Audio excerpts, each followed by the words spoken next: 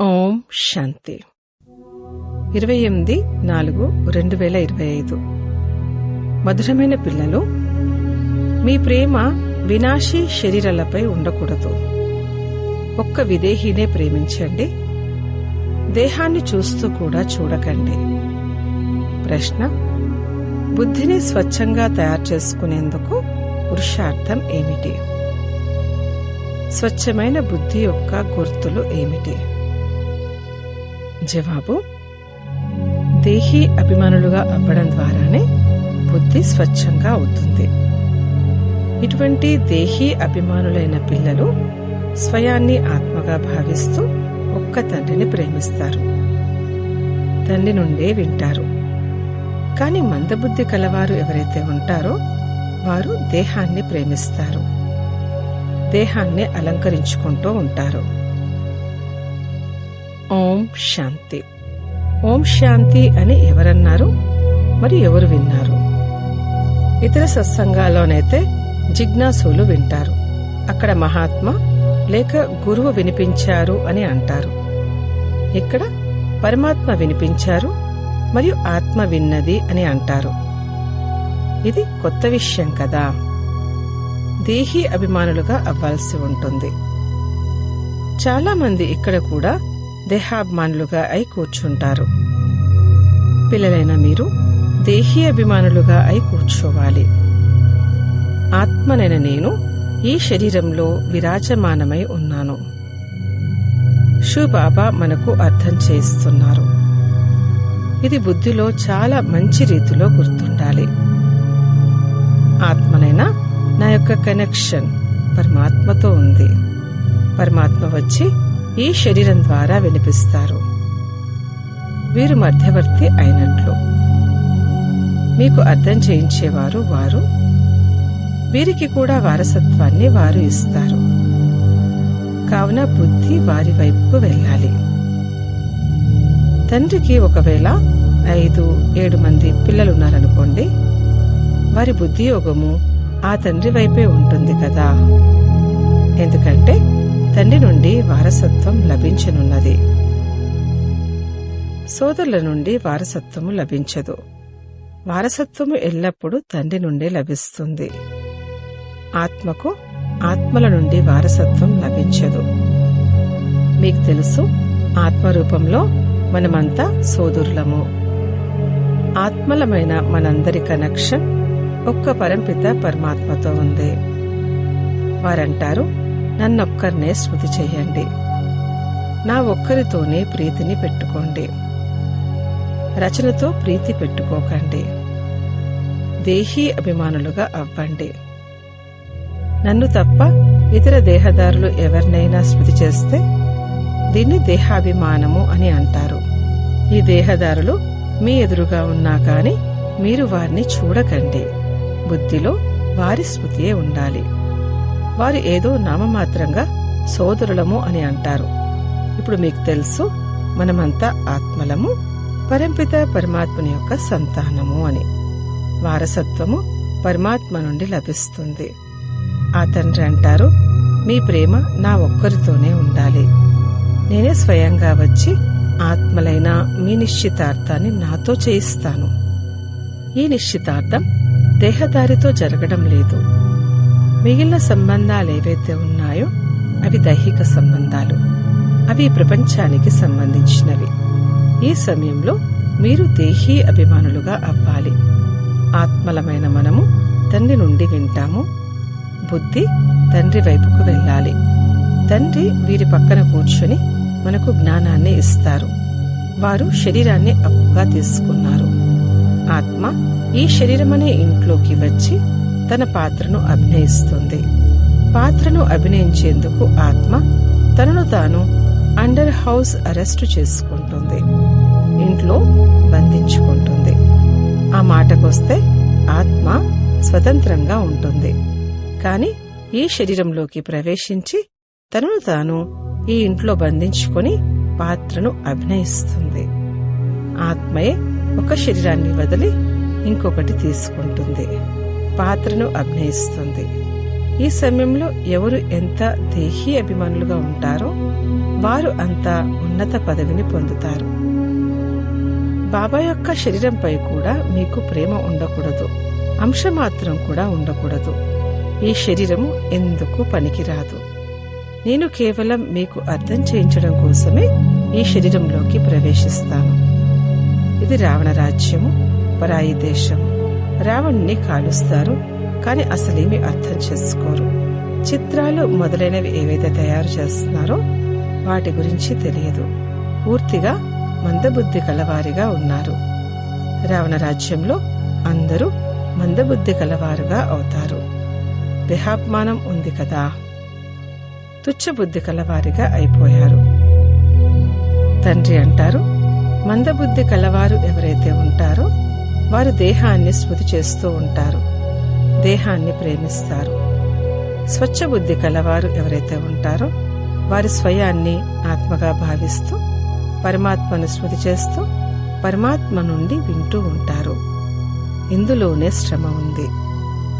వీరు కేవలం తండ్రి యొక్క రథం మాత్రమే. ఎంతో మందికి వీరి పట్ల ప్రేమ కలుగుతుంది. హుస్సేన్ గుర్రాన్ని ఎంతగా అలంకరిస్తారు. వాస్తవానికి మహిమైతే హుస్సేన్ది, పరమాత్మునిది కదా, గుర్రానిది కాదు కదా.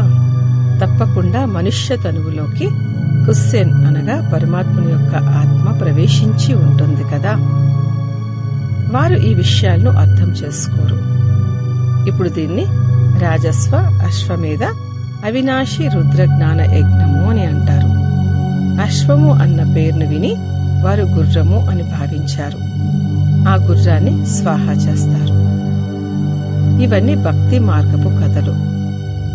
ఇప్పుడు మిమ్మల్ని సుందరంగా తయారు చేసే యాత్రికుడు వీరే కదా. ఇప్పుడు మీకు తెలుసు, మనం మొదట సుందరంగా ఉండేవారము, తర్వాత నల్లగా అయ్యాము. ఏ ఆత్మలైతే మొట్టమొదటగా వస్తారో వారు మొదట సతో ప్రధానంగా ఉంటారు.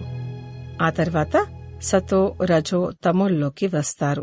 తండ్రి వచ్చి అందరినీ సుందరంగా తయారు చేస్తారు. ధర్మస్థాపనార్థం ఎవరైతే వస్తారో వారందరూ సుందరమైన ఆత్మలుగానే ఉంటారు. తర్వాత కామచితిపై కూర్చుని నల్లగా అయిపోతారు. మొదట సుందరంగా ఉంటారు, తర్వాత నల్లగా అవుతారు.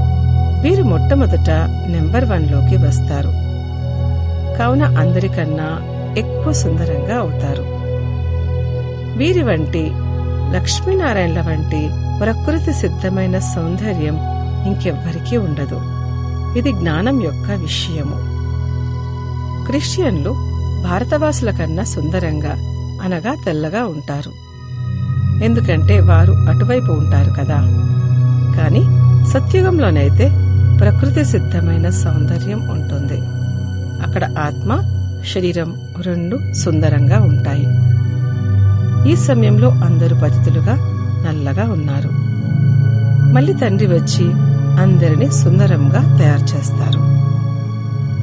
మొదట సతోప్రధానంగా పవిత్రంగా ఉంటారు. తర్వాత దిగుతూ దిగుతూ కామచితిపై కూర్చుని నల్లగా అయిపోతారు. ఇప్పుడు ఆత్మలందర్నీ పవిత్రంగా చేయడానికి తండ్రి వచ్చారు. తండ్రిని స్మృతి చేయడం ద్వారానే మీరు పావనంగా అవుతారు. కావున ఆ ఒక్కరిని స్మృతి చెయ్యాలి. దేహదారుల పట్ల ప్రీతి పెట్టుకోకూడదు. మేము ఒక్క తండ్రికి చెందిన వారము, వారే మాకు సర్వస్వము అని బుద్ధిలో ఉండాలి. ఈ కళ్ళ ద్వారా ఏదైతే చూస్తామో అదంతా వినాశనమైపోతుంది. ఈ కళ్ళు కూడా వినాశనమైపోతాయి. పరంపిత పరమాత్మను త్రినేత్రి అని అంటారు. వారికి జ్ఞానమనే 3వ నేత్రం ఉంది.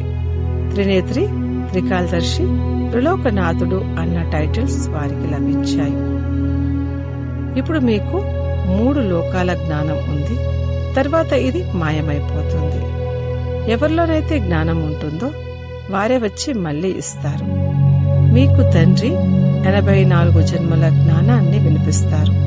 తండ్రి అంటారు, స్వయాన్ని ఆత్మగా భావించండి.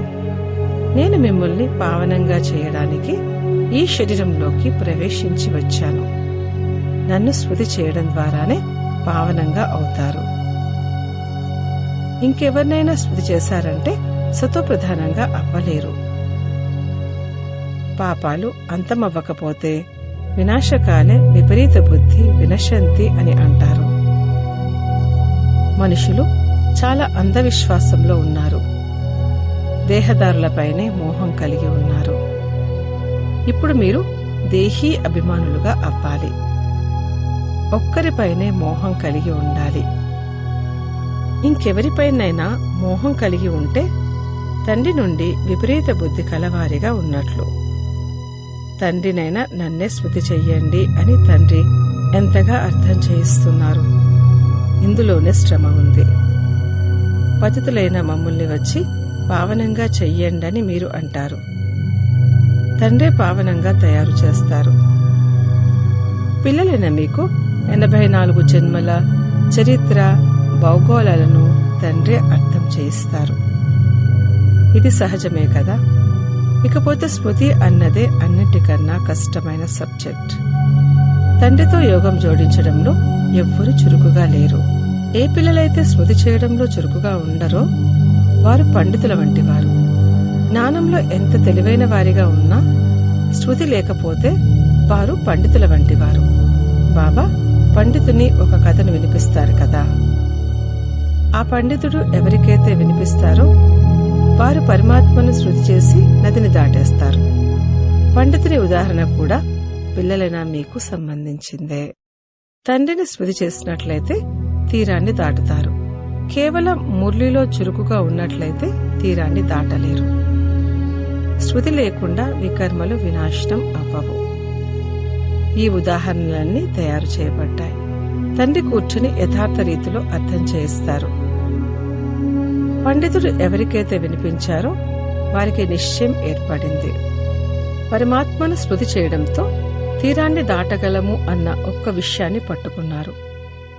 కేవలం జ్ఞానం ఉంది, యోగం లేదు అంటే ఉన్నత పదవిని పొందలేరు. ఇలా ఎంతో మంది ఉన్నారు. వారు స్మృతిలో ఉండరు. ముఖ్యమైన విషయమే స్మృతికి సంబంధించింది.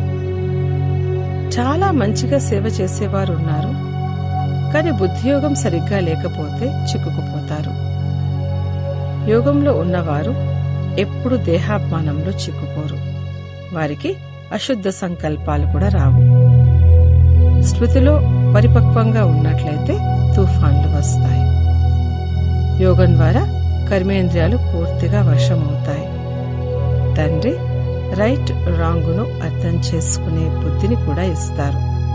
ఇతరుల దేహం వైపుకు బుద్ధి వెళ్ళినట్లయితే విపరీత బుద్ధి వినశంతిగా అవుతారు. జ్ఞానము వేరు, యోగము వేరు. యోగము ద్వారా ఆరోగ్యము, జ్ఞానము ద్వారా సంపద లభిస్తాయి. యోగం ద్వారా శరీరం యొక్క ఆయుష్ పెరుగుతుంది. ఆత్మ ఎప్పుడు పెద్దగా చిన్నగా అవ్వదు. ఆత్మ అంటుంది, నా శరీరం యొక్క ఆయుష్ పెరుగుతుంది. ఇప్పుడు ఆయుష్ తక్కువగా ఉంది. మళ్ళీ అర్ధకల్పం కొరకు శరీరం యొక్క ఆయుష్ పెరుగుతుంది. మనము తమో ప్రధానం నుండి సతో ప్రధానంగా అవుతాము. ఆత్మ పవిత్రంగా అవుతుంది. మొత్తమంతా ఆత్మను పవిత్రంగా తయారు చేసుకోవడంపైనే ఆధారపడి ఉంది. పవిత్రంగా అవ్వకపోతే పదవిని కూడా పొందలేరు. చాటు పెట్టడంలో మాయ పిల్లల్ని సోమరులుగా చేస్తుంది. పిల్లలు స్మృతి యాత్ర యొక్క చాటును చాలా అభిరుచితో పెట్టాలి. చెక్ చేసుకోవాలి, నేను తండ్రిని స్మృతి చేస్తున్నానా లేక మిత్ర సంబంధీకులు మొదలైన వారి వైపుకు బుద్ధి వెళ్తుందా. రోజంతటిలో ఎవరి స్మృతి ఉంది అనగా ప్రీతిని ఎవరి పట్ల కలిగి ఉన్నాను, ఎంత సమయం వృధా చేశాను. తమ చాటును పెట్టుకోవాలి. కాని రెగ్యులర్గా చాటు పెట్టే అంతటి శక్తి ఎవ్వరికీ లేదు. ఎవరో అరుదుగా ఆ విధంగా చాటు పెట్టగలరు. మాయ పూర్తి చాటును పెట్టనివ్వదు. పూర్తిగా సోమరులుగా చేస్తుంది. చురుకుదనం పోతుంది. తండ్రి అంటారు, నన్నొక్కరినే స్మృతి చెయ్యండి. నేను ప్రేయసులందరికీ ప్రియుణ్ణి, కావున ప్రియుణ్ణి స్మృతి చెయ్యాలి కదా. ప్రియుడు అయిన తండ్రి అంటున్నారు, మీరు నన్ను అర్ధకల్పం శృతి చేశారు. నన్ను మీరు స్మృతి చేసినట్లయితే మీ వికర్మలు వినాశనం అవుతాయని నేనిప్పుడు చెప్తున్నాను. తండ్రి ఎవరైతే ఇంతటి సుఖాన్నిస్తారో వారిని ఎంతగా స్మృతి చెయ్యాలి?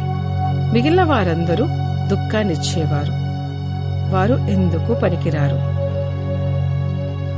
అంతిమ సమయంలో ఒక్క పరమాత్మ అయిన తండ్రి మాత్రమే ఉపయోగపడతారు. అంతిమ సమయము ఒకటి హద్దుకు సంబంధించింది, ఇంకొకటి అనంతమైనది. తండ్రి అర్థం చేస్తారు, మంచి రీతిలో స్మృతి చేస్తూ ఉన్నట్లయితే అకాల మరణాలు సంభవించవు. మిమ్మల్ని అమరులుగా తయారు చేస్తారు. మొట్టమొదట తండ్రిపైన ప్రీతి బుద్ధి కలిగి ఉండాలి. ఎవరి శరీరం పట్లైనా ప్రీతి ఉన్నట్లయితే కింద పడిపోతారు, ఫెయిల్ అయిపోతారు, చంద్రవంశంలోకి వెళ్లిపోతారు. స్వర్గము అని సత్యయుగ సూర్యవంశీ రాజ్యాన్ని అంటారు. త్రేతాయుగాన్ని కూడా స్వర్గమని అనరు. ఏ విధంగానైతే ద్వాపర కలియుగాలు ఉన్నాయి. కలియుగాన్ని రౌరవ నరకము, తమ ప్రధానమైనది అని అంటారు. ద్వాపరయుగాన్ని అంతగా అనరు. తమ ప్రధానం నుండి సత్వప్రధానంగా అయ్యేందుకు స్మృతి కావాలి. మాకు ఫలానా వారిపై చాలా ప్రీతి ఉంది, వారి ఆధారం లేకుండా మా కళ్యాణం జరగదు అని భావిస్తారు. ఇప్పుడు ఇటువంటి పరిస్థితుల్లో ఒకవేళ మరణిస్తే ఏమవుతుంది? వినాశన సమయంలో పరమాత్మని పట్ల విపరీత బుద్ధి కలిగిన వారు వినాశనం చెందుతారు, అతి చిన్న పదవిని పొందుతారు. ఈ రోజుల్లో ప్రపంచంలో ఫ్యాషన్ కూడా చాలా పెద్ద సమస్యగా ఉంది. తమ వైపుకు ఆకర్షించుకునేందుకు శరీరాన్ని ఎంత టిప్ టాప్ గా అలంకరించుకుంటారు. ఇప్పుడు తండ్రి అంటున్నారు, పిల్లలు ఎవరి నామరూపాల్లో చిక్కుకోకండి.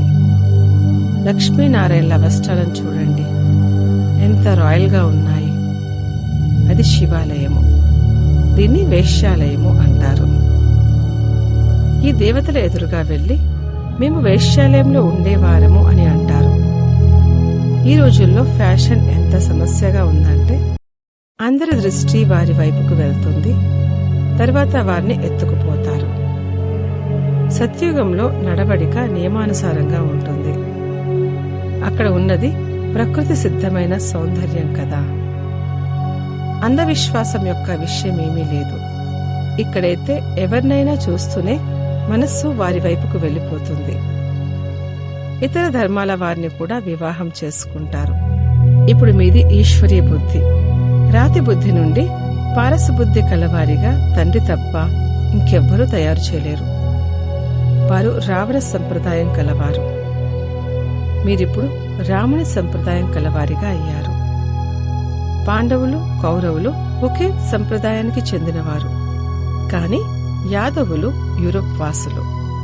యాదవులు యూరోప్ వాసులు అని గీత ద్వారా ఎవ్వరూ అర్థం చేసుకోలేరు. వారు యాదవ సంప్రదాయం కలవారు కూడా ఇక్కడ వారే అని అంటారు. తండ్రి కూర్చుని అర్థం చేయిస్తారు. యాదవులు యూరోప్ వాసులు. వారు తమ వినాశనం కొరకు ఈ మిజైల్స్ మొదలైనవి తయారు చేశారు. పాండవులు విజయాన్ని పొందుతారు. వారు వెళ్లి స్వర్గానికి యజమానులుగా అవుతారు.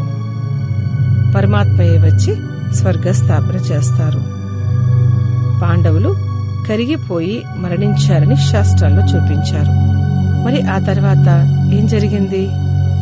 అసలేమీ అర్థం చేసుకోరు. రాతి బుద్ధి కలవారిగా ఉన్నారు కదా. డ్రామా రహస్యాన్ని కొద్దిగా కూడా ఎవ్వరూ అర్థం చేసుకోరు. బాబా వద్దకు పిల్లలు వస్తారు. నేనంటాను, మీరు కావాలంటే ఆభరణాలు మొదలైనవి ధరించండి. పిల్లలంటారు, బాబా ఇక్కడ ఆభరణాలు ఎక్కడ శోభిస్తాయి? పతిత ఆత్మకు, పతిత శరీరానికి ఆభరణాలు ఏమి శోభిస్తాయి? అక్కడ మేము ఈ ఆభరణాలు మొదలైన వాటితో అలంకరించబడి ఉంటాము. లెక్కలేనంత ధనం ఉంటుంది. అందరూ సుఖంగా ఉంటారు. అక్కడ వీరు రాజులు, మనము ప్రజలు అని ఫీల్ అవుతుంది. కాని దుఃఖం యొక్క విషయం ఉండదు. ఇక్కడ ధాన్యం మొదలైనవి లభించకపోతే మనుషులు దుఃఖితులుగా అవుతారు. అక్కడైతే అన్నీ లభిస్తాయి. దుఃఖము అన్న మాట నోటి నుండి వెలువడదు. దాని పేరే స్వర్గం. యూరోపియన్లు దాన్ని స్వర్గము అని అంటారు. అక్కడ గాడ్, గాడెసెస్ అనగా దేవీ దేవతలు ఉండేవారని భావిస్తారు. అందుకే వారి చిత్రాలను కూడా ఎక్కువగా కొనుగోలు చేస్తూ ఉంటారు. కాని ఆ స్వర్గం ఇప్పుడు ఎక్కడున్నది అన్నది ఎవ్వరికీ తెలియదు. ఈ చక్రం ఎలా తిరుగుతుంది అని ఇప్పుడు మీకు తెలుసు. ప్రపంచం కొత్తది నుండి పాతదిగా, పాతది నుండి కొత్తదిగా అవుతుంది. దేహీ అభిమానులుగా అవ్వడంలో ఎంతగానో శ్రమించాల్సి ఉంటుంది. మీరు దేహీ అభిమానులుగా అయినట్లయితే ఈ అనేక రోగాలు మొదలైన వాటి నుంచి విముక్తులు కాగలరు. తండ్రిని స్మృతి చేయడం ద్వారా ఉన్నత పదవిని పొందుతారు. మధురాతి మధురమైన సిక్కిలదే పిల్లలకు మాతాపిత బాప్దాదాల ప్రియ స్మృతులు మరియు గుడ్ మార్నింగ్. ఆత్మిక పిల్లలకు ఆత్మిక తండ్రి నమస్తే. ధారణ కొరకు ముఖ్య సారము. మొదటి పాయింట్, ఏ దేహదాన్ని కూడా తమకు ఆధారంగా చేసుకోకూడదు. శరీరాల పట్ల ప్రీతిని పెట్టుకోకూడదు. హృదయపూర్వకమైన ప్రీతిని ఒక్క తండ్రితో పెట్టుకోవాలి. ఎవరి నామరూపాలలోనూ చిక్కుకోకూడదు. రెండో పాయింట్, స్మృతి చార్టును అభిరుచితో పెట్టాలి. ఇందులో సోమరులుగా అవ్వకూడదు. చార్టులో పరిశీలించుకోవాలి, నా బుద్ధి ఎవరి వైపుకైనా వెళ్తుందా, ఎంత సమయం వృధా చేస్తున్నాను, సుఖమిచ్చే తండ్రి ఎంత సమయం శృతిలో ఉంటున్నారు. ప్రధానము గృహస్థ వ్యవహారము మరియు ఈశ్వరీయ వ్యవహారము రెండింటి సమానత ద్వారా సదా తేలికగా మరియు సఫలులుగా కండి. పిల్లలందరికీ శరీర నిర్వహణ మరియు ఆత్మ నిర్వహణ అనే డబల్ సేవ లభించింది. కాని రెండు సేవల్లోనూ సమయం మరియు శక్తుల యొక్క సమానమైన అటెన్షన్ కావాలి. ఒకవేళ శ్రీమతం అనే ముళ్ళు సరిగ్గా ఉన్నట్లయితే రెండు వైపులా సమానంగా ఉంటుంది. కాని గృహస్థము అన్న పదం అనడంతోనే గృహస్థీలుగా అయిపోతారు. అప్పుడు సాకులు మొదలవుతాయి. కావున గృహస్థీలము కాదు, ట్రస్టీలము. ఈ స్మృతి ద్వారా గృహస్థ వ్యవహారము మరియు ఈశ్వరీయ వ్యవహారము రెండింటిలో సమానత కలిగి ఉండండి. అప్పుడు సదా తేలికగా మరియు సఫలులుగా ఉంటారు. స్లోగన్: ఫస్ట్ డివిజన్లోకి వచ్చేందుకు కర్మేంద్రియ జీతులుగా మాయాజీతులుగా అవ్వండి. అవ్యక్త సూచనలు: కంబైన్డ్ రూపపు స్మృతి ద్వారా సదా విజయులుగా అవ్వండి. మీ శివశక్తి కంబైన్డ్ రూపం యొక్క స్మృతి చిహ్నము సదా పూజించబడుతుంది. శక్తి శివుడి నుండి వేరుగా లేరు. శివుడు శక్తి నుండి వేరుగా లేరు. ఇలా కంబైన్డ్ రూపంలో ఉండండి. ఈ స్వరూపాన్నే సహజ యోగి అని అంటారు. మీరు యోగము జోడించేవారు కాదు, కాని సదా కంబైన్డ్గా అనగా తోడుగా ఉండేవారు. తోడుగా ఉంటాము, తోడుగా జీవిస్తాము, తోడుగా నడుస్తాము అన్న ప్రతిజ్ఞ ఏదైతే ఉందో ఈ ప్రతిజ్ఞను పక్కాగా గుర్తుంచుకోండి.